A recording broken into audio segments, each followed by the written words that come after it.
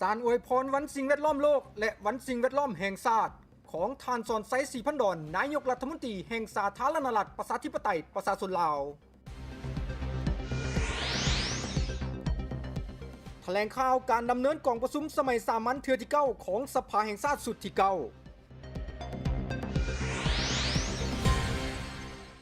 กองประชุมใหญ่ผู้แทนองค์คณะพรรคเมืองศรีสัตนาถครั้งที่8ภายใต้คำขวัญสร้างพรรคให้ปลอดใสเข้มแข็งนักแน่นให้กลายเป็นเมืองเข้มแข็งรอบด้านเมืองกุ้มตนเองทางด้านหลายจ่ายเพิ่มทวีความศักดิ์สิทธิ์ด้วยกฎหมายเสริมสร้างสังคมสามัคคีปองดองสร้างเมืองน่าอยู่ยืนยงศิวิไลและยุติธรรมพร้อมกับข่าวอื่นอีกจำนวนหนึ่งทั้งหมดนี้ติดตามได้ทีมข่าวโทรภาพแห่งชาติลาวรายงาน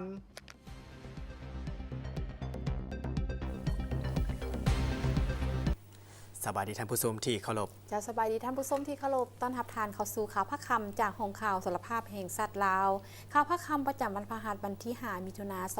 2025นำเสนอข่าวพระคำในมื้อนี้จินดาศรีพาราข้าพเจ้าคำลาขันธวงศ์พร้อมด้วยลามภาษามือติ้งหลิงจันทวงศ์ใส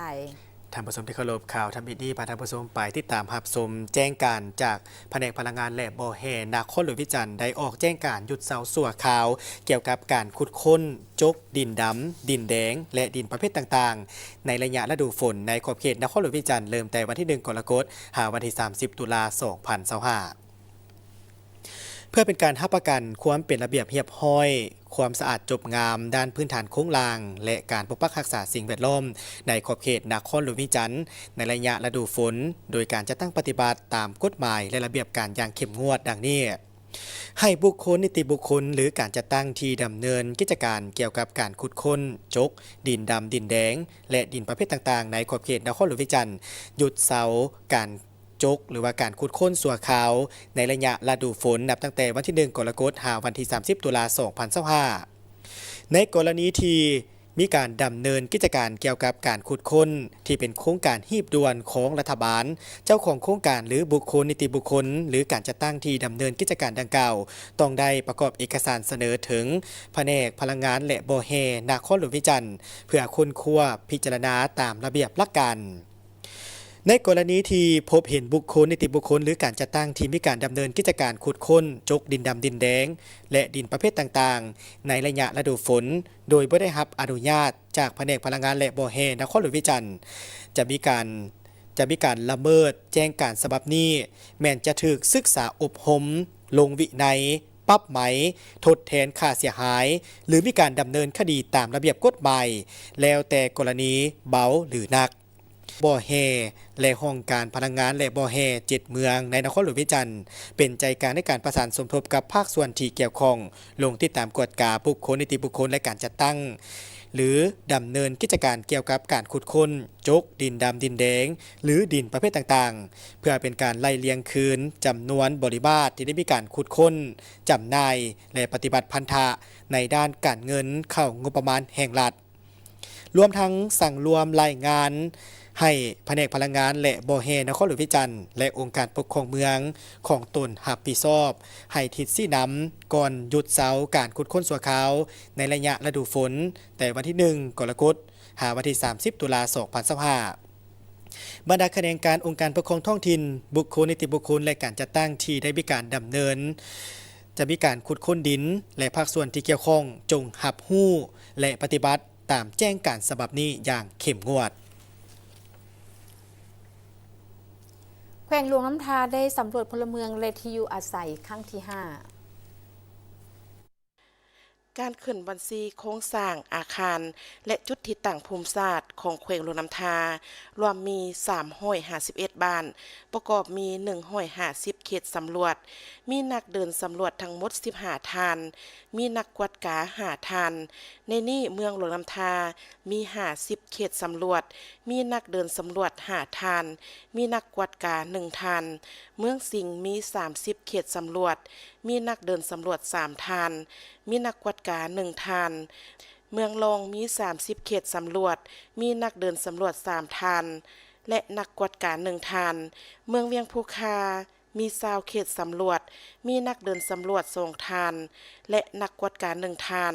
เมืองนาเลมี20เขตสำรวจมีนักเดินสำรวจส่งทานมีนักกวดการ1ทานผ่านการจัดตั้งปฏิบัติเก็บกำข้อมูลอยู่ภาคสนามแม่นได้แบ่งออกเป็น2ระยะคือระยะที่1แม่นเริ่มแต่วันที่7เมษายนหาวันที่19พฤษภาคม2025เฉพาะเมืองหลวงน้ำทาระยะที่2แม่นเริ่มแต่วันที่18เมษายนหาวันที่27พฤษภาคม2025โดยเฉลี่ยจะใช้เวลา 3-4 มื้อต่อ1เขตสำรวจมาฮอดปัจจุบันแม่นสำเร็จแล้ว100ส่วน100ผ่านการจัดตั้งปฏิบัติตัวจริงคณะสีนำห้องการสำรวจขันแขวงนำโดยทานวงมณีเพื่อประสากรรมการพักแขวงหัวหน้าแผนกแผนการและการลงทุนแขวงหลวงน้ำทาห้องคณะสีนำสำรวจพลเมืองขันแขวงได้ลงสมทบกับคณะสีนำและห้องการสำรวจขันเมืองเพื่อลงติดตามสุกยู่การสำรวจภาคสนามตัวจริงอยู่หาเมืองของแขวงหลวงน้ำทาเพื่อเป็นการลงกวดกาเขตสำรวจและเป็นการให้กำลังใจนักเดินสำรวจเพื่อรับรู้ถึงข้อสะดวกข้อยุ่งยากและสิ่งที่ต้องปรับปรุงแก้ไขในการลงจัดตั้งปฏิบัติอยู่ภาคสนามทั้งเป็นการแนะนำให้นักเดินสำรวจเข้าใจเกี่ยวกับระเบียบขั้นตอนการเก็บกำข้อมูลข่าวสารภูมิศาสตร์การขึ้นบัญชีโครงสร้างอาคารและจุดที่ตั้งทางภูมิศาสตร์เพื่อสร้างแผนที่เขตสำรวจ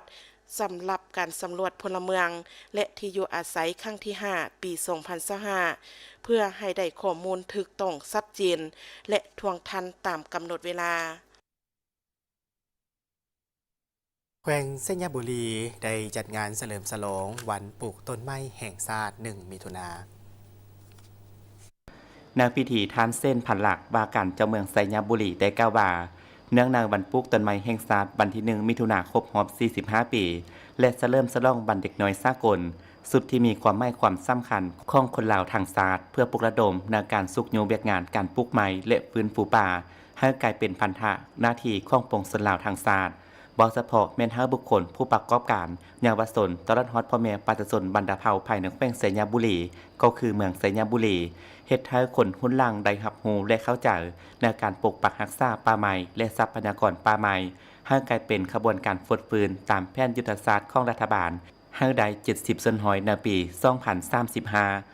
เฉพาะแขวงไซยบุรีในปีนี้มีส่วนกาเบียไม้ทั้งหมด60แห่งดังนี้ของรัฐ12แห่งรวมหมู่ประชาชน34แห่งและบริษัท14แห่งและสามารถผลิตเบียร์ไม้ใด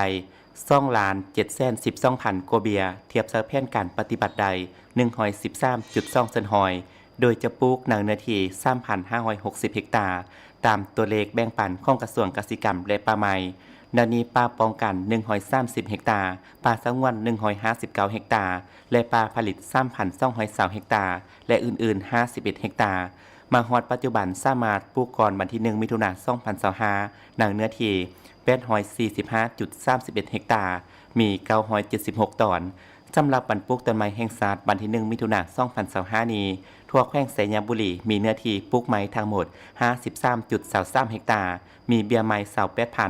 28,859 เบียร์ในจำนวน33ตอนจากนั้นบรรดาทานที่เขาร่วมในพิธีเฉลิมฉลองวันดังกล่าวยังได้ร่วมกันปลูกต้นไม้ให้เป็นป่าอยู่ใน3จุดคือเดินสร้างน้อยกอบแขวงไซยบุรีอนุสาวรีย์นักรบนิรนามของแขวงและจุดภูแขนบ้านนาตอใหญ่แขวงจำปาสักได้เฉลิมฉลองวันสิ่งแวดล้อมโลกและวันสิ่งแวดล้อมแห่งชาติ5มิถุนายนเป็นเกียรติเขาห่วมของทานสนันศรีภาพพรหมจันทร์ห้องเลขาผักแขวงหัวหน้าคณะจัดตั้งแขวงทานจันทบูรณ์ศรีประเสริฐกรรมการผักแขวงหัวหน้าแผนกทรัพยากรธรรมศาสตร์และสิ่งแวดล้อมแขวงมีบรรดาทานการนำแขวงเจ้านครเจ้าเมืองแผนกการกลุ่มกองอ้อมข้างแขวงเขาห่วมในพิธีทานจันทบูรณ์ศรีประเสริฐหัวหน้าแผนกทรัพยากรธรรมศาสตร์และสิ่งแวดล้อมแขวงได้รายงานการกะเกียมจัดพิธีการเฉลิมฉลองวันสิ่งแวดล้อมโลกครบรอบ52ปีและวันสิ่งแวดล้อมแห่งชาติครบรอบ26ปีวันที่5มิถุนายน2025 จากนั้นทานสนันศรีภาพพรหมจันทร์ห้องเลขาพรรคแขวงก็มีคำเห็นว่าเนื่องในโอกาสการเฉลิมฉลองวันสิ่งแวดล้อมโลกและวันสิ่งแวดล้อมแห่งชาติของทุกๆปีวันที่5มิถุนายนติดพันกับวันปลูกต้นไม้แห่งชาติวันเด็กน้อยสากลวันที่1มิถุนายน2025ซึ่งในปีนี้วันสิ่งแวดล้อมโลกแมนครบรอบ52ปีและวันสิ่งแวดล้อมแห่งชาติครบรอบ26ปีภายใต้คำควรที่ว่าลดผ่อนการนำใส่พลาสติกเพื่อสิ่งแวดล้อมที่สะอาดและสดใสวันสิ่งแวดล้อมโลกแม้นวันสิ่งแวดล้อมสากลที่ใหญ่ที่สุดนำพาโดยโครงการสิ่งแวดล้อมขององค์การสหประชาชาติได้จัดขึ้นในแต่ละปีนับตั้งแต่ปี 1973 ได้กลายเป็นเวทีที่ใหญ่ที่สุดในทั่วโลกสำหรับการเผยแพร่สิ่งแวดล้อมในแต่ละปีผ่านมาได้มีการเฉลิมฉลองของประชาชนหลายล้านคนในทั่วโลกโอกาสนี้ผู้เข้าร่วมงานทุกทานได้ย่างเพื่อสุขภาพในโอกาสฉลองวันดังกล่าวโดยการเริ่มต้นย่างแต่โรงแรมจำปาสักแกรนด์ไปตามเส้นทางผ่านตลาดใหม่ปากเซไปหาเส้นทางเข้มของและไปสิ้นสุดที่สวนสาธารณะเข้มของระยะทาง2กิโลเมตรในโอกาสเดียวกันอยู่จุดสวนสาธารณะเข้มของแผนกเกษตรกรรมและป่าไม้แขวงก็จัดพิธีปลูกต้นไม้ต้นคูนต้นกากะเหล้าซึ่งในพิธีทานคำนิราวงศ์บาการหัวหน้าแผนกเกษตรกรรมและป่าไม้แขวงก็รายงานให้หูเกี่ยวกับการกักเก็บความพร้อมในการปลูกต้นไม้ในบริเวณดังกล่าวจากนั้นคณะนำของแขวงในการนำโดยทานสนันศรีภาพพรหมจันทร์ได้ร่วมกันปลูกต้นไม้อย่างเป็นขบวนโฟดฟืนในอาทิตย์ที่ผ่านมาที่สวนบรรพเภาบ้านด่านจีเมืองนาไซโทนครหลวงพิจันทร์ได้จัดกิจกรรมเฉลิมฉลองวันเด็กน้อยสากลและวันปลูกต้นไม้แห่งชาติเพื่อเป็นการประกอบส่วนพื้นที่สีเขียวและเป็นการปลูกจิตสำนึกให้กับเด็กน้อยให้ปกปักรักษาธรรมชาติหลายขึ้นส่วนบรรพเภาได้จัดกิจกรรมเฉลิมฉลองวันเด็กน้อยสากลครบรอบ101 ปีและวันปลูกต้นไม้แห่งชาติครบรอบ45 ปีให้เป็นขบวนฟดฟื้นซึ่งแต่ละปีส่วนบรรพเภาได้มีการจัดกิจกรรมเป็นประจำซึ่งในปีนี้ก็เช่นเดียวกันเนื่องจากเห็นได้ถึงความหมายความสำคัญและประโยชน์อันใหญ่หลวงของป่าไม้ที่ติดพันกับชีวิตการเป็นอยู่ของประชาชนลาวบรรพเภาอีกทั้งเป็นบ่อนอยู่อาศัยของสัตว์ป่านานาชนิดในปีนี้กิจกรรมวันเด็กน้อยสากลและวันปลูกต้นไม้แห่งชาติที่สวนบรรพเภาแม้นมีทั้งการปลูกต้นไม้ปล่อยป่ากิจกรรมการแสดงจากน้องๆนักเรียนและการแจกจ่ายอุปกรณ์การศึกษาขนมและอาหารให้กับน้องๆที่เข้าร่วมกิจกรรมเขาจะมีการปลูกต้นไม้คือว่าพวกเขาจะได้ระดมแนวคิดเนาะแล้วก็ระดมให้ชูดิกด้วยบรรดาองค์ที่ต่างๆที่อยู่ใกล้เคียงกับส่วนบรรดาพอเขานี้คือว่าเขาจะได้มาแล้วให้รู้จักรักธรรมชาติเนาะก็จะเรียนรักษาต้นไม้ปลูกต้นไม้รักษาต้นไม้รักษาต้นเขียวโลกเขาจำเป็นต้องได้มีเนาะต้นไม้หลายๆเพื่อเฮ็ดให้สภาพอากาศให้มันดีฉะนั้นได้ฟังเขาเจ้าได้คิดให้เจ้ารักธรรมชาติรักต้นไม้รักสีเขียวความนั้นพวกเขาก็ยังเนาะเป็นเฉลิมฉลองวันเด็กน้อยสากลนี้ก็ถือว่าพวกเขาก็ได้พาเขาเจ้าดินเกมต่างๆให้เขาเจ้ามาฉลองวันโดยดีเป็นการวิศิลปะวรรณคดีก็ส่วนเหตุวันศิลปะดีเบิงศิลปะวรรณคดีมีงานเดินแบบของเด็กน้อยมีงานฟ้อนของเด็กน้อยพร้อมนั้นก็มีงานเดินแบบของนางงามมิสมงเวียงจันทร์2004และ2025คือว่าบรรยากาศคึกคืนพอสมควรมื้อนี้ว่าคนมาอย่างหลวงหลายฉะนั้นพวกเขาก็ได้พร้อมนั้นเขาก็ได้แจกเนาะของขวัญแจกอาหารแจกน้ำแจกไหนให้บรรดาลูกหลานต่างๆแล้วก็เฮ็ดให้พระเจ้านะมีเบิกบานมวลซืนเนาะเฮ็ดให้พระเจ้าฮู้ว่าวันเด็กน้อยพวกเขาควรจะให้ความสำคัญของเด็กน้อยให้รู้จักว่าเด็กน้อยคืออนาคตในของประเทศชาติในอนาคตนะมาอันนี้มาครั้งที่2เนาะแต่มาหลายปีนี้มาชุดนี้ก็แตกต่างหลายแต่ว่าเพิ่นได้ปรับปรุงหลายอย่างเติบได้กำลังพัฒนาแต่ว่าก็อยากเชิญชวนพี่น้องเฮาชาวลาวเนาะมาเที่ยวสวนบรรพเภาเนาะมันมีหลายสวนสัตว์ที่ได้ที่ฮู้เพิ่นเบิ่งเนาะมาเที่ยวสวนบรรพเภาเนาะ ตะกี้เป็นส่วนปรึกษาเนาะแต่ว่ามาเที่ยววันนี้เพิ่นเปลี่ยนชื่อใหม่ก็ถือว่าแตกต่างและแปลกตาหลายอย่างเนาะก็อยากเชิญชวนพ่อแม่ประชาชนลาวนี่เนาะอยู่มันก็บ่ไกลกับบ่ไกลจากตัวเมืองเนาะอันนี้ว่ามาเที่ยวก็เชิญชวนพ่อแม่พี่น้องชาวนครหลวงเนาะว่ามาเที่ยวซะมันก็สะดวกสบายเด้มามันใกล้ๆเนาะเดี๋ยวนี้ก็พัฒนาไปหลายเติบแล้วเพิ่นกำลังสร้างเฮ็ดใหม่เนาะ ท่านผู้วงผามีศรีได้กล่าวว่าในแต่ละปีที่สวนบรรดาเภาได้จัดกิจกรรมเป็นประจำจะได้ปีนี้ก็เช่นเดียวกันเนื่องจากเห็นได้ถึงความสำคัญและผลประโยชน์อย่างใหญ่หลวงของป่าไม้ที่ติดพันกับการดำรงชีวิตของประชาชนลาวบรรดาเภาอีกทั้งเป็นบ่อนอยู่อาศัยของสัตว์ป่านานาชนิดโดยในปีนี้จึงได้มีการจัดกิจกรรมอยู่ที่สวนบรรดาเภาแห่งนี้มีทั้งการปลูกต้นไม้การปล่อยปลากิจกรรมการแสดงจากน้องๆนักเรียนโดยเฉพาะก็แม่นการแสดงเดินแบบห้องเพลงฟ้อนประกอบบทเพลงพื้นเมืองบรรพเภาโดยแนไซเพื่อเป็นการส่งเสริมความสามารถของน้องๆเยาวชนโดยเฉพาะก็แม่นลูกหลานของพี่น้องชนเผ่ามงพร้อมกันนี้ได้มีการแจกจ่ายอุปกรณ์การศึกษาขนมอาหารให้แก่น้องๆที่มาร่วมกิจกรรมตื่นอีกงานวางแสดงสินค้าและการเดินแบบเพื่อระดมทุนก่อสร้างห้องขายสินค้าภูมิปัญญาท้องถิ่นของแขวงเสียงขวางได้รับผลสำเร็จภายหลังที่ได้ดำเนินมาเป็นเวลา2 วันโดยที่รวมยอดการระดมทุนได้ทั้งหมด 1,350 ล้านกว่ากีบกิจกรรมงานวางแสดงสินค้าและการเดินแบบเพื่อระดมทุนก่อสร้างห้องขายสินค้าภูมิปัญญาท้องถิ่นของแขวงเสียงขวางได้จัดขึ้นเป็นเวลา2 วันแต่วันที่2หาที่3มิถุนายน2025เป็นเกียรติเข้าร่วมมีทานบุญจันทร์ศรีวงศ์พันธ์เจ้าแขวงเสียงขวางทานนางนาลินมังนอเมฆรองประธานที่ปรึกษาโครงการยกระดับสินค้าภูมิปัญญาท้องถิ่นให้เป็นเศรษฐกิจแบบยืนยงอยู่แขวงเสียงขวางพร้อมทางภาคส่วนเกี่ยวข้องบรรดานักธุรกิจทั้งภายในต่างประเทศและพ่อแม่ประชาชนเข้าร่วมนางจันทศรพูนสุขหัวหน้าห้องว่าการแขวงเสียงขวางได้ให้ฮู้ว่าห้องขายสินค้าภูมิปัญญาท้องถิ่นของแขวงเสียงขวางจะเป็นสถานที่วางแสดงและจัดจำหน่ายบรรดาผลิตภัณฑ์ของประชาชนบรรดาเผ่าโดยเฉพาะแม่นผลิตภัณฑ์จากกสิกรรมและหัตถกรรมเฮ็ดให้บรรดานักท่องเที่ยวทั้งภายในและต่างประเทศได้เข้าถึงผลิตภัณฑ์ที่เป็นเอกลักษณ์เฉพาะของประชาชนแขวงเสียงขวางได้เป็นอย่างดีและเป็นการสืบต่อจัดตั้งปฏิบัติโครงการส่งเสริมสินค้าภูมิปัญญาของท้องถิ่นซึ่งแขวงเสียงขวางมีจำนวน29หัวหน่วยและ30รายการสินค้าให้เป็นเศรษฐกิจแบบยืนยงซึ่งโครงการนี้แม้นมีความสำคัญทางด้านเศรษฐกิจสร้างห้องขายสินค้าภูมิปัญญาท้องถิ่นสำเร็จแล้วจะเป็นการเปิดกว้างตลาดให้สูงขึ้นสามารถตอบสนองสินค้าที่รับประกันด้านปริมาณคุณภาพและราคาที่เหมาะสมให้ทั้งผู้ซื้อและผู้ขายเป็นการประกอบส่วนอย่างตั้งหน้าเข้าในการสร้างรายรับสร้างเวียกเฮ็ดงานทำและสร้างพื้นฐานการผลิตสินค้าให้แก้การพัฒนาเศรษฐกิจสังคมของแขวงประสงค์หลักพวกเราในครั้งนี้มันมีสิทธิกิจกรรม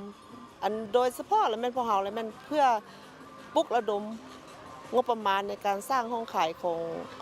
ผลิตภัณฑ์ของแขวงเสียงขวางเนาะภายหลังสำเร็จในการสร้างห้องขายแล้วมันพวกเราจุดประสงค์หลักแล้วมันพวกเราอยากได้รวบรวมผลิตภัณฑ์ของแขวงเสียงขวางนี่มาไว้บนเดียวกันเพื่อรับประกันทางด้านราคาคุณภาพและก็เฮ็ดให้ตอบสนองกับความต้องการของสังคมเพื่อมาสมไซหรือว่ามาซื้อมาแลกเปลี่ยนเนาะนำมาเบิ่งอันห้องขายของพวกเรามาซื้อเพื่อเอาไปต้อนเป็นของต้อนของฝากเวลาพวกกลับมาเยี่ยมยามแขวงเสียงขวางเลยเวลากลับท้องถิ่นของตนและจุดประสงค์หลักและภายหลังสร้างห้องขายอันที่2และแม่นเพื่อเฮ็ดให้ประชาชนหรือว่ากลุ่มธุรกิจเนาะและแม่นมีรายได้มีรายรับเพิ่มขึ้นเพื่อแก้ไขความทุกข์ยากและเป็นการส่งเสริมผลิตภัณฑ์ของน้องแม่หญิงในนั้นก็จะมีหัตถกรรมและกสิกรรมได้เนาะซึ่งตอบสนองได้กับความต้องการของสังคมซึ่งปัจจุบันพวกเรามีหลายสินค้าอุดมของแขวงเสียงขวางเพื่อตอบสนองกับความต้องการนั้นเนาะจึงเฮ็ดให้พวกเรามีกิจกรรมนี้ขึ้นแล้วก็เพื่อตอบสนองกับการพัฒนาเศรษฐกิจสังคมของแขวงโดยเฉพาะก็แม่นเพจพัฒนาเศรษฐกิจสังคมของแขวงในอีก5 ปีในต่อหน้าซึ่งงานครั้งนี้ประกอบด้วยงานประกวดห้านวางแสดงสินค้างาม การเดินแบบสุดชนเผ่าของบรรดาภรรยาการนำของแขวงการเดินแบบในสุดชนเผ่า6ชนเผ่าหลักของแขวงเสียงขวางและน้องๆจากเวทีประกวดของแขวงการประกวดแพพื้นเมืองการแสดงศิลปะดนตรีซึ่งได้รับความสนใจจากมวลชนแขวงเสียงขวางได้เป็นอย่างดีพร้อมเดียวกันนั้นยังได้มีพิธีมอบใบเกียรติคุณให้แก่บรรดาผู้สนับสนุนประกอบส่วนเข้าในการสมทบทุนก่อสร้างห้องขายสินค้าภูมิปัญญาท้องถิ่นของแขวงสำหรับรวมยอดการระดมทุนในครั้งนี้แมน 1,350 ล้านกว่ากีบสถาบันการต่างประเทศกระทรวงการต่างประเทศได้ร่วมกับสถานเอกอัครราชทูตแห่งสาธารณรัฐประชาชนจีนประจำสาธารณรัฐประชาธิปไตยประชาชนลาวจัดสัมมนาภายใต้หัวข้อการรักษาระเบียบการของโลกในแต่ละระยะภายหลังสงครามโลกครั้งที่ 2กองประชุมสัมมนาดังกล่าวได้จัดขึ้นที่ศูนย์การร่วมมือสากลและการฝึกอบรมในตอนเช้าของวันที่ 5 มิถุนายน 2025โดยการเป็นประธานของทานไมทองธรรมวงศาของรัฐมนตรีกระทรวงการต่างประเทศบรรดาผู้เข้าร่วมได้รับรู้ถึงสภาพการของโลกในแต่ละด้านโดยเฉพาะแมนอิทธิพลของบรรดาประเทศมหาอำนาจที่ส่งผลให้มีการจัดระเบียบการของโลกขึ้นใหม่ทางนัยยะสงครามโลกและหลังสงครามโลกครั้งที่ 2เป็นต้นมาพร้อมเดียวกันนั้นก็ได้มีการแลกเปลี่ยนบทเรียนและทัศนะทั้งสองฝ่ายต่อสภาพการของโลกที่กำลังเปลี่ยนแปลงและอยู่ในความบ่แน่นอนตั้งแต่อดีตจนถึงปัจจุบันพร้อมทั้งเป็นโอกาสอันดีในการเสริมขยายการร่วมมือระหว่างสถาบันการต่างประเทศและสถานเอกอัครราชทูตจีนประจำลาวพร้อมทั้งเป็นเวทีในการปรึกษาหารือและสุขยู่โครงการร่วมมือทั้งสองฝ่ายในมีการจัดตั้งปฏิบัติร่วมกันและเสนอคำคิดคำเห็นต่อกับทิศทางแผนการร่วมมือในต่อหน้าตลอดระยะของการดำเนินกองประชุมได้รับฟังการแลกเปลี่ยนคำคิดคำเห็นจากผู้เข้าร่วมที่มีประสบการณ์จากหลากหลายภาคส่วนเพื่อนำเอาบทเรียนดังกล่าวนั้นไปพันขยายและจะตั้งปฏิบัติเข้าในหน้าที่เวียกงานที่ตนรับผิดชอบกิจกรรมในครั้งนี้เป็นการสืบต่อพันขยายแผนการร่วมมือและการแลกเปลี่ยนบทเรียนวิชาการระหว่างสถาบันการต่างประเทศและสถานเอกอัครราชทูตจีนประจำลาวซึ่งเป็นกิจกรรมทำอิฐที่สองฝ่ายได้มีการร่วมมือกันภายหลังที่ได้มีการจัดกิจกรรมต่างๆโดยเฉพาะคอมเมนต์ภายหลังที่มาประจำการของทานนางหยางหงเอกอัครราชทูตแห่งสาธารณรัฐประชาชนจีนคนใหม่พร้อมกันนี้ก็ได้เป็นการล่ำลึกถึงวันครบรอบ70 ปีแห่งไสยสนะประเทศจีนในการต้านการหุกหานจากภายนอกและสงครามโลกต้านลัทธิฟาสซิสต์และเพื่อเป็นการแลกเปลี่ยนบทเรียนความคิดความเห็นจากอดีตนำมาปรับใช้เข้าในสภาพการของโลกในปัจจุบันกระทรวงเกษตรกรรมและป่าไม้ภาคส่วนร่วมพัฒนาปรึกษาหารือเกี่ยวกับการพัฒนาและคุ้มครองระบบชลประทานวันที่ 5 มิถุนายน 2025 ที่นครหลวงเวียงจันทร์กรมชลประทานของกระทรวงเกษตรกรรมและป่าไม้ซึ่งสนับสนุนโดยธนาคารพัฒนาอาเซียนสถาบันคุ้มครองน้ำสากลได้จัดกองประชุมปรึกษาหารือกับภาคส่วนร่วมพัฒนา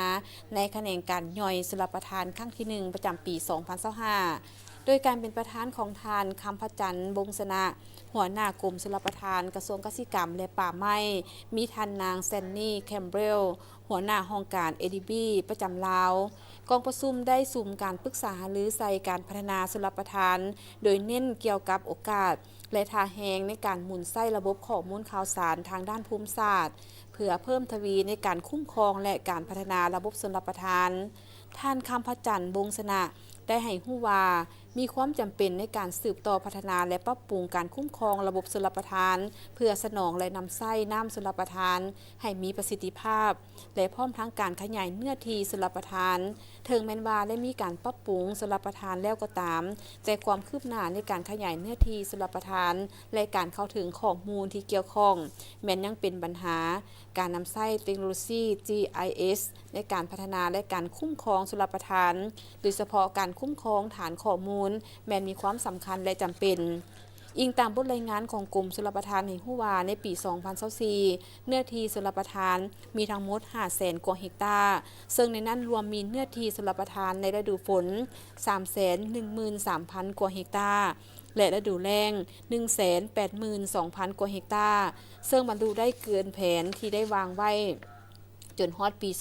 2025 ในเนื้อที่ 495,000 เฮกตาร์กองประชุมปรึกษาหารือครั้งนี้เป็นเวทีรวบรวมข้อมูลอันสำคัญจากบรรดาผู้เฮ็ดเวียกตัวจริง ผู้ประสาน ผู้สร้างนโยบาย และผู้ร่วมพัฒนาเกี่ยวกับการนำใช้เทคโนโลยี GIS ขั้นสูงมาใช้และใช้อย่างมีประสิทธิผลเพื่อปรับปรุงการพัฒนาและคุ้มครองชลประทานเพื่อปรับปรุงการคุ้มครองน้ำสุขยู่การผลิตกสิกรรมและเพิ่มทวีความทนทานต่อสภาพดินฟ้าอากาศ GIS จะเป็นเครื่องมืออันสำคัญให้แก่พวกเขาในการวางแผนการคุ้มครองการติดตามและบำรุงรักษาระบบชลประทานได้ดีขึ้นการบนไส้ GIS ให้ได้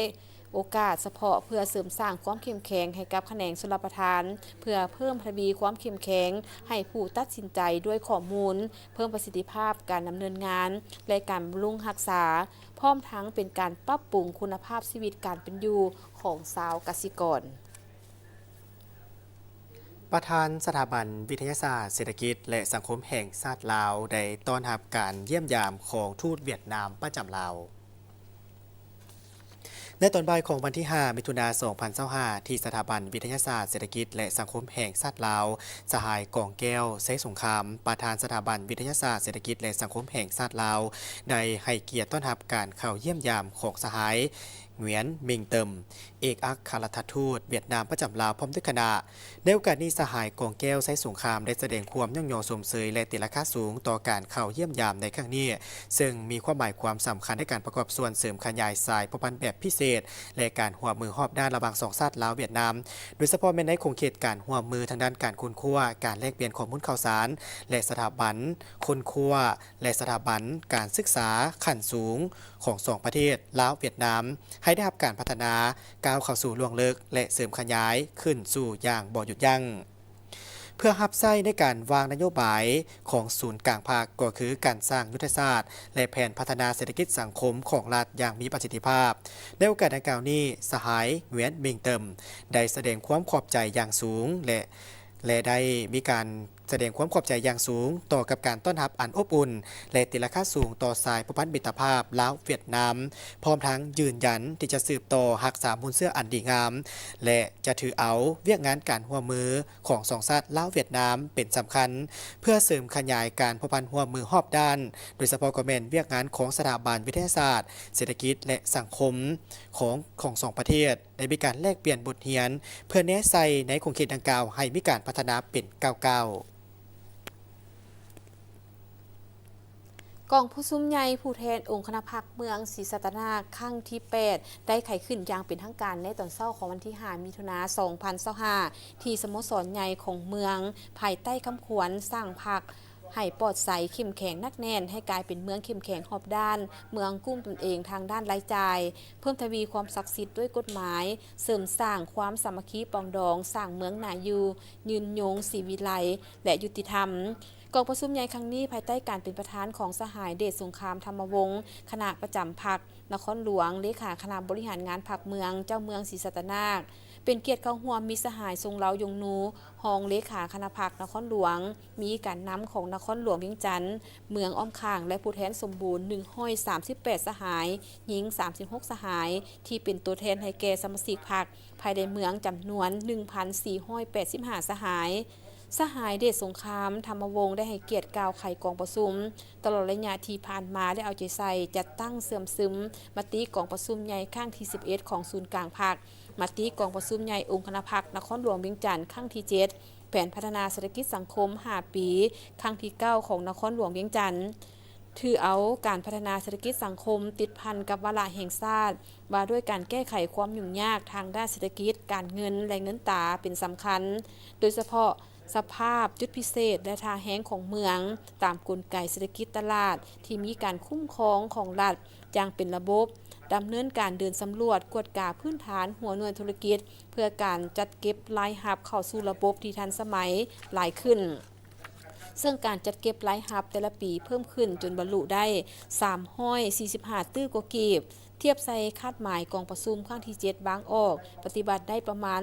308ตื้อกีบสำหรับการลงทุนของรัฐมีทั้งหมด70โครงการมีมูลค่า3ตื้อกว่ากีบในนั้นโครงการก่อสร้าง59โครงการมูลค่าเกือบ3ตื้อกีบและโครงการส่งเสริมวิชาการ12เทือโครงการ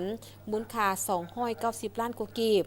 การจะตั้งพันขยายดำรัด348ทับลบว่าด้วยมาตรฐานพ้นทุกข์และการพัฒนาได้ดำเนินไปตามแผนที่กำหนดไว้สำเร็จ37บ้านมีครอบครัวพ้นทุกข์ 1637 ครอบครัวเท่ากับ 99.98 ส่วนห้อยมีครอบครัวบ่พ้นทุกข์2ครอบครัวมีครอบครัวพัฒนา 1378 ครอบครัวเท่ากับ 97.57 ส่วนห้อยบรรลุตามแผนคาดหมายมาฮอดปัจจุบันทั่วเมืองศรีสัตนาคมีสมาชิกพรรคทั้งหมด 1,485 สหายเป็นหญิง594 สหายเทียบใส่ปี 2020เพิ่มขึ้น221 สหายการพัฒนาเศรษฐกิจต้องอยู่บนพื้นฐานสภาพจุดพิเศษและท่าแหงบ่มซ่อนของเมืองตามกลไกเศรษฐกิจตลาดอย่างเข้มแข็งให้กลายเป็นเมืองตัวแบบที่กุ้มตนเองด้านงบประมาณรายจ่ายบริหารและคิดหันเป็นอุตสาหกรรมปรุงแต่งที่ทันสมัยรวมยอดผลิตภัณฑ์ภายในเมืองเพิ่มขึ้นเฉลี่ย8-50 ส่วนห้อยต่อปีขึ้นไปสร้างโครงประกอบเศรษฐกิจได้จากที่พักอาศัยการค้าการบริการและอุตสาหกรรมท่องเที่ยวที่ยู่หนุนซึ่งกันและกันอย่างกลมเกลียวคาดหมายฮอดปี 2029รายได้เฉลี่ยต่อหัวคนไทยได้ประมาณ52ล้านต่อคนต่อปี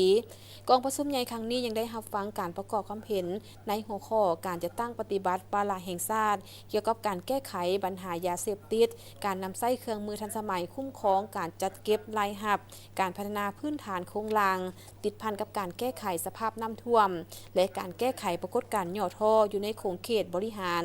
ผ่านบทสำรวจการนำพาของคณะพรรคสุดเก่าและ9ล้านนาทีดำเนินการปอนบัตรเลือกตั้งเอาคณะบริหารงานพรรคเมืองสุดที่8บรรดาผู้แทนกองประชุมจะได้รับฟังการโอ้ล้มของคณะพรรคคันถึงตื่มอีกกองประชุมจะดำเนินไปเป็นเวลา2วัน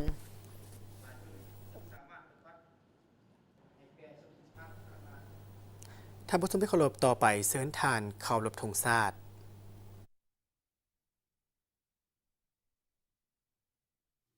ทุ่งชาติลาวเป็นสัญลักษณ์แห่งสาธารณรัฐประชาธิปไตยประชาชนลาวสันติภาพเอกราชประชาธิปไตยเอกภาพวัฒนถาวร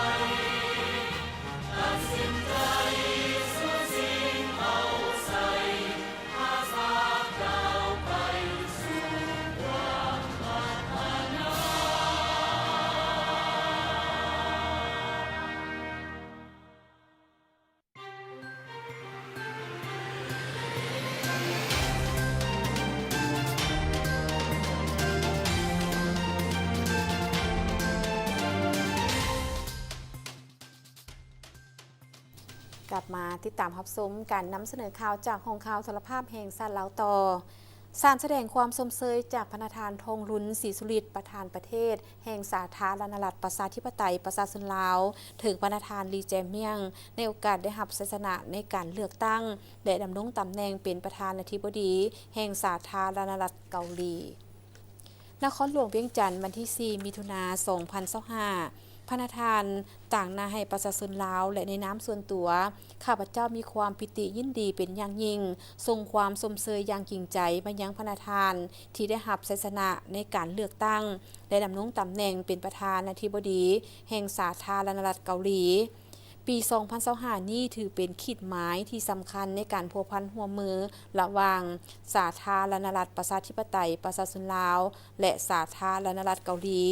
ซึ่งพวกเราจะได้ร่วมกันเฉลิมฉลองการสร้างตั้งสายพันธ์การทูตครบรอบ 30 ปีข้าพเจ้ามีความยินดีร่วมเฮ็ดเวียกอย่างใกล้ชิดกับพระนาทานเพื่อสืบต่อหัดแน่นสายพันธ์มิตรภาพและการร่วมมืออันดีงามระหว่างสองประเทศพวกเราให้ก้าวขึ้นสู่ระดับสูงใหม่และมีมากผลยิ่งขึ้น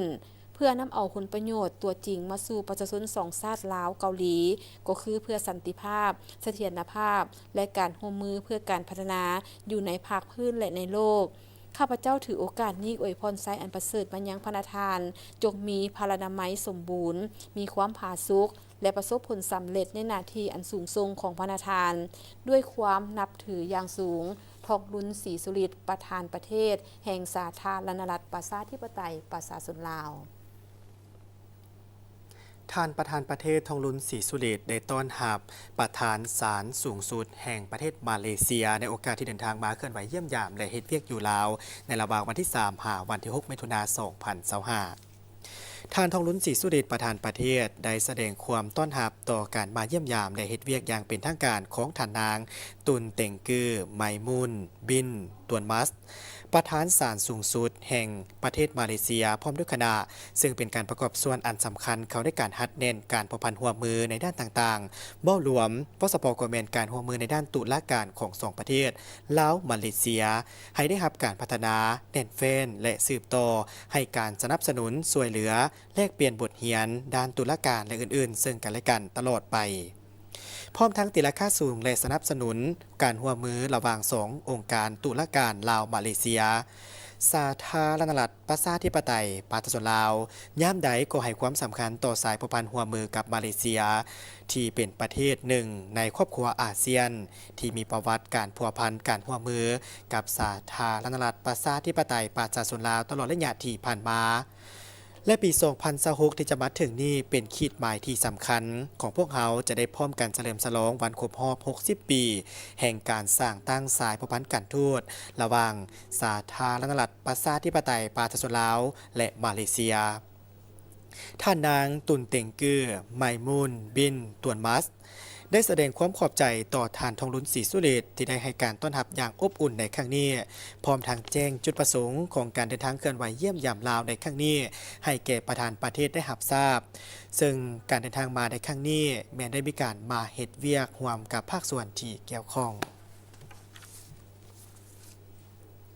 สภาการค้าและอุตสาหกรรมแห่งชาติลาวร่วมกับสภาธุรกิจมาเลเซียประจำลาวสหพันธ์อุตสาหกรรมกลจักรวิสาหกรรมมาเลเซียได้จัดกองประชุมพบปะระดับสูงธุรกิจลาวมาเลเซียที่กัวลาลัมเปอร์มาเลเซียในเดือนพฤษภาคมปี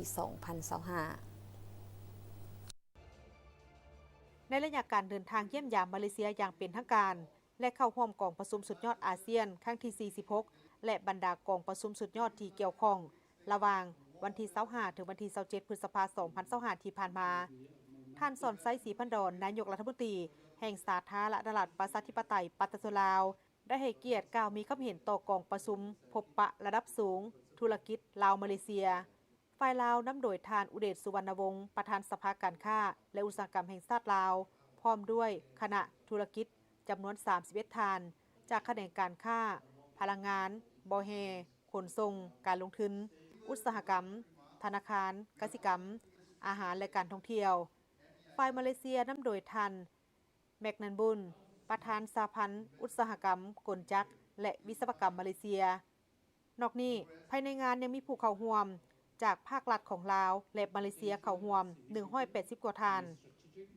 กองประชุมในครั้งนี้ได้จัดขึ้นเพื่อเป็นโอกาสในการหัดแน่นสายพัวพันทางด้านการค้าดึงดูดการลงทุนและการค้าขายระหว่าง2ประเทศ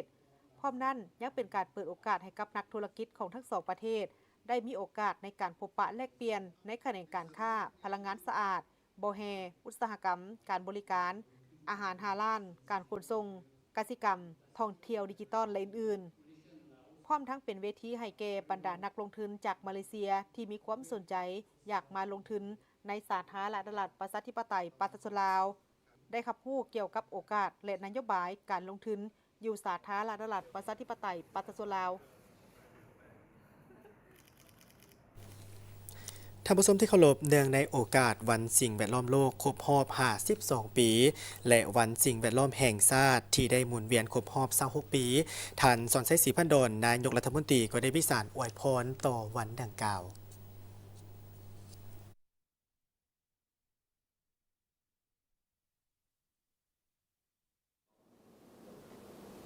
พี่น้องความทราบที่รักเพื่อนทั้งหลายเนื่องในโอกาสวันสิ่งแวดล้อมโลกและวันสิ่งแวดล้อมแห่งชาติหมุนเวียนมาครบรอบอีกเวลาหนึ่งซึ่งปีนี้วันสิ่งแวดล้อมโลกแม่นครบรอบ52 ปีและวันสิ่งแวดล้อมแห่งชาติแม่นครบรอบ26 ปี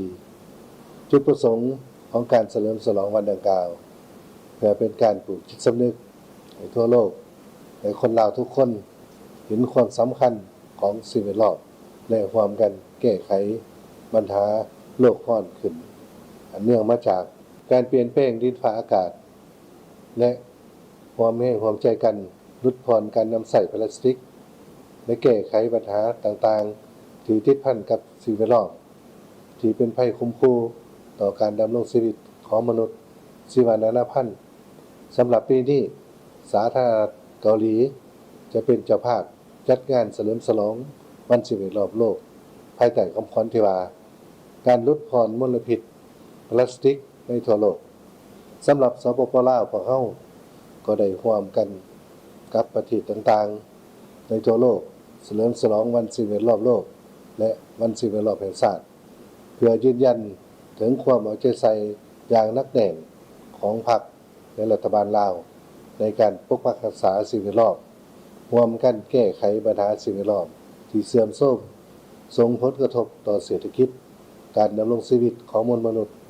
และสิ่งที่มีชีวิตอยู่ในโลกเพื่อป้องกันภัยพิบัติและปรับตัวเข้ากับสภาพการเปลี่ยนแปลงดินฟ้าอากาศซึ่งในปีนี้สปป.ลาวได้กำหนดคำขวัญวันสิ่งแวดล้อมคือลดผ่อนมลพิษทางพลาสติกเพื่อสิ่งแวดล้อมที่สะอาดและสดใสพี่น้องความทราบที่รักแพงปัจจุบันประชากรโลกในทุกภาคพืชกำลังเผชิญหน้ากับสิ่งท้าทายนานาประการอันเนื่องมาจากการเสื่อมโทรมของสิ่งแวดล้อมการสูญเสียความหลากหลายทางด้านชีวนานาพันธุ์และการเปลี่ยนแปลงของสภาพดินฟ้าอากาศเป็นต้นปัญหามลพิษภัยแห้งแล้งภัยน้ำท่วมและอากาศที่ร้อนอบอ้าวนับเพิ่มขึ้นเนื่องมาจากการขยายตัวไวของเศรษฐกิจโลกใน10 ปีผ่านมาสังคมเฮาได้มีการผลิตและนำใส่ผลิตภัณฑ์ที่ผลิตและหุ้มห่อด้วยพลาสติกเพิ่มขึ้นโดยเฉพาะในบรรดาประเทศกำลังพัฒนารวมทั้งสปป.ลาวซึ่งเป็นการสร้างขี้เหงื่อสิ่งเศษเหลือที่เป็นพิษเพิ่มขึ้นและกลายเป็นปัญหาใหญ่ที่มีผลกระทบต่อสิ่งแวดล้อมตามข้อมูลล่าสุดเห็นว่าการนำใส่พลาสติกในทั่วโลกได้มีการเพิ่มขึ้นหลายเท่าตัวจาก 6.8 ล้านตันในปี 2000 มาเป็น 220 ล้านตันในปี 2024 ในนั้นมีเพียงแต่9ส่วนห้อยถึงนำมาใส่ขึ้นใหม่และ12ส่วนห้อยแม้นนำไปจูดเผาและ79ส่วนห้อยแม้นถูกนำไปฝังดินในสนามขี้เหงื่อและมีจำนวนหนึ่งถูกถิ่มซ่าซ่ายโดยบ่มีการจำกัดอย่างถูกวิธีซึ่งเศษเหลือจากพลาสติกมีการย่อยสลายยากซึ่งโดยทั่วไปจะใช้เวลาประมาณ400ถึง500 ปีปัญหาขี้เหงื่อพลาสติกส่วนใหญ่ที่ถูกทิ้งลงน้ำดินและจูดเผาได้ก่อให้เกิดมีมลพิษทางอากาศดินน้ำนับหลายขึ้นและรุนแรงขึ้นอันได้ส่งผลกระทบต่อสุขภาพของสิ่งที่มีชีวิตโดยเฉพาะคนเฮายิ่งไปกว่านั้นการจูดใน ยังเป็นการปล่อยถาดไอพิษทำลายสันบรรยากาศเฮ็ดให้ภาวะโลกร้อนดังพอเข้าพ่วงประเสริฐนำกันดังทุกมื้อนี้ประชาชนลาวส่วนหลายยังมีความสิ้นเคยในการนำใส่พลาสติกเข้าในการดำรงชีวิตประจำวันนับมื้อนับมีจำนวนเพิ่มขึ้นในครัวเรือนสำนักงานห้างร้านอาหารโรงแรมและตามสถานที่ท่องเที่ยวต่างๆแต่การคุ้มครองการนำกลับมาใส่ขึ้นในการทำลายอย่างถูกวิธียังเฮ็ดบ่ทันได้ดีเท่าที่ควรในสภาพดังกล่าวนี้รัฐบาลก็ได้พยายามค้นคว้าหลายวิธีทางเพื่อจำกัดขี้เหงื่อให้ถูกต้องตามเทคนิควิธีการและกลับมาใส่คืนให้เกิดผลประโยชน์สูงสุดเพื่อลดพรปัญหาสิ่งแวดล้อมต่อสภาพการดังกล่าวรัฐบาลมีความมุ่งมั่นแก้ไขปัญหาสิ่งแวดล้อมโดยได้กำหนดกฎหมายว่าด้วยการปกปักรักษาสิ่งแวดล้อมฉบับปรับปรุงกำหนดขาดหมายในแผนพัฒนาเศรษฐกิจสังคม5 ปีครั้งที่เก่าสร้างแผนดำเนินการแห่งชาติเกี่ยวกับการคุ้มครองพลาสติกของสปป.ลาวปี 2024-2030 ไปพร้อมกับการพันขยายมาเป็นระเบียบการคู่มือแนะนำเพื่อควบคุมลดพรและกำจัดอย่างถูกวิธีพร้อมกันนั้นก็ได้เสื่อมสารอย่างงานสิ่งแวดล้อมเข้าในแผนพัฒนาของแขนงการต่างๆเป็นต้นการศึกษาพื้นฐานโครงสร้างกสิกรรมบ่อแฮพลังงานท่องเที่ยวและอื่นให้แก่การจัดตั้งปฏิบัติในขั้นศูนย์กลางและท้องถิ่นเพื่อแก้ไขปัญหามลพิษพลาสติกและฟื้นฟู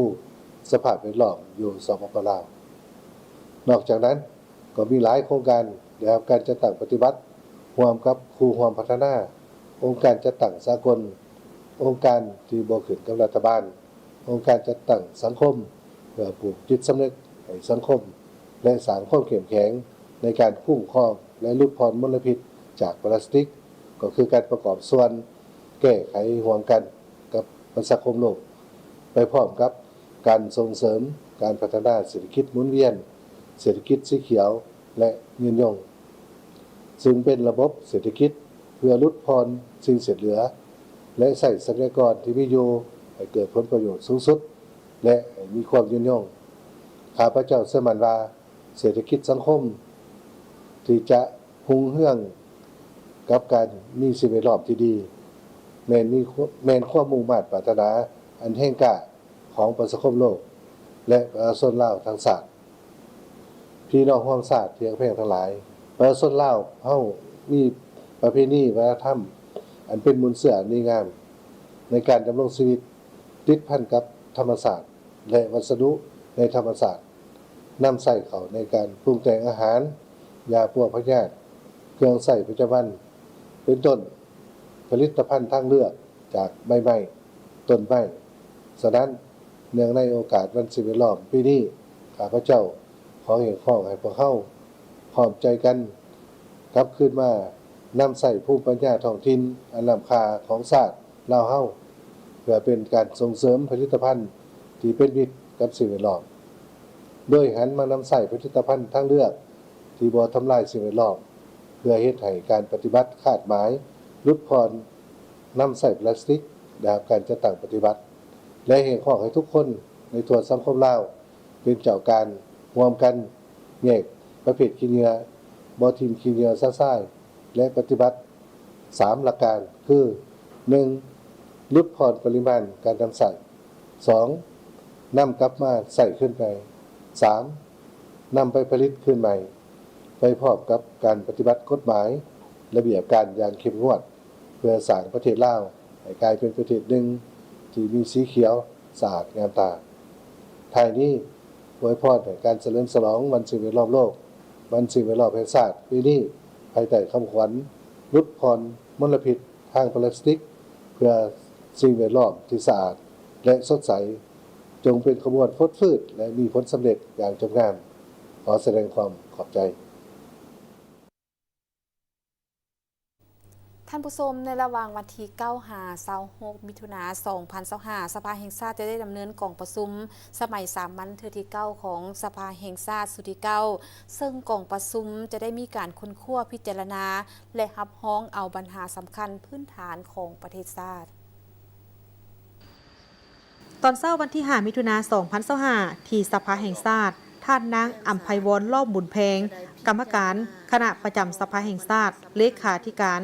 สภาแห่งชาติได้แถลงข่าวต่อสื่อมวลชนในการดำเนินกองประชุมสมัยสามัญเทื่อที่9สภาแห่งชาติสุดที่9มาถึงปัจจุบันเห็นว่าการก้าเกียมแม่นครบถ้วนสอดคล้องกับกฎหมายและนิติกรรมใต้กฎหมายกองประชุมสมัยสามัญเทื่อที่9ของสภาแห่งชาติสุดที่9จะไขขึ้นในวันที่9ถึงวันที่26 มิถุนายน 2025 ที่ห้องประชุมใหญ่สภาแห่งชาตินครหลวงวิจันทร์ซึ่งจะใช้เวลาในการดำเนินกองประชุมทั้งหมด14 วันบ่รวมเอาวันพักทางราชการกองประชุมสมัยสามัญเทื่อที่9สภาแห่งชาติสุดที่9จะได้พิจารณาและรับร้องเอาปัญหาสำคัญพื้นฐานของประเทศชาติเป็นต้นเวียกงานรัฐบาลเวียกงานสร้างและปรับปรุงกฎหมายเวียกงานสภาแห่งชาติและเวียกงานอื่นๆสภาแห่งชาติจะได้พิจารณาและรับร้องเอาปัญหาสำคัญพื้นฐานของประเทศชาติมีดังนี้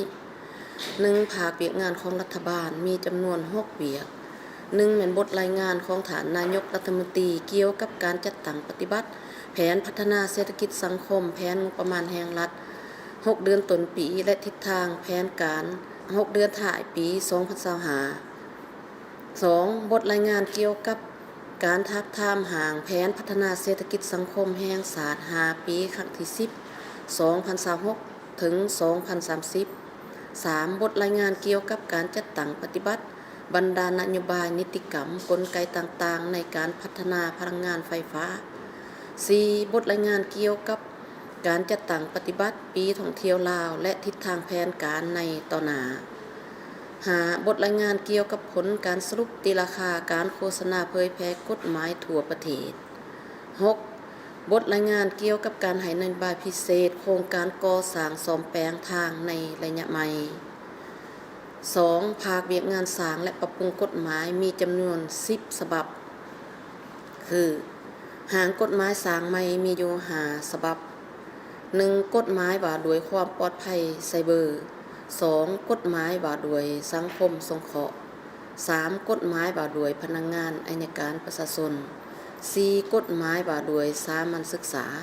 5. กฎหมายว่าด้วยการปลูกฝังหางกฎหมายว่าด้วยการปรับปรุงมีอยู่5ฉบับคือ 1. กฎหมายว่าด้วยยาและผลิตภัณฑ์การแพทย์ 2. กฎหมายว่าด้วยอุปกรณ์ใดๆ 3. กฎหมายว่าด้วยป้าย 4. กฎหมายว่าด้วยศาลประชาชน 5. กฎหมายว่าด้วยชนรับประทาน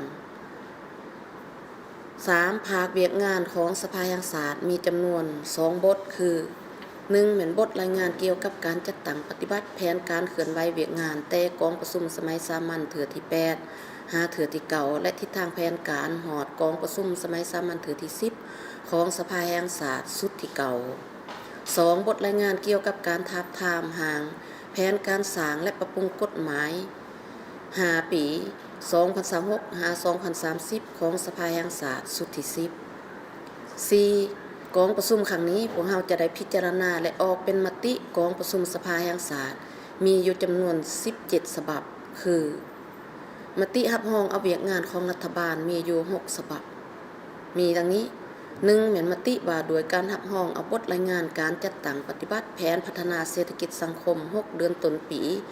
2025 และแผนการ6เดือนท้ายปี 2025 2. มติว่าโดยการรับรองเอาบทรายงานการจัดตั้งปฏิบัติแผนงบประมาณแห่งรัฐและแผนเงินตรา6เดือนต้นปี 2025 และแผนการ6เดือนท้ายปี 2025 3. มติว่าโดยการรับรองเอาบทรายงานการจัดตั้งปฏิบัติบรรดานโยบายนิติกรรมกลไกต่างๆในการพัฒนาพลังงานไฟฟ้า 4. มติว่าโดยการรับรองเอาบทรายงานการจัดตั้งปฏิบัติปีท่องเที่ยวลาวและทิศทางแผนการในต่อหน้า 5. มติว่าโดยการรับรองเอาบทรายงานเกี่ยวกับผลการสรุปตีราคาการโฆษณาเผยแพร่กฎหมายทั่วประเทศ 6. มติว่าโดยการรับรองเอาบทรายงานการให้นโยบายพิเศษโครงการก่อสร้างซ่อมแปลงทางในระยะใหม่ 2. มติรับรองเวียกงานของสภาแห่งชาติมีจำนวน1ฉบับคือ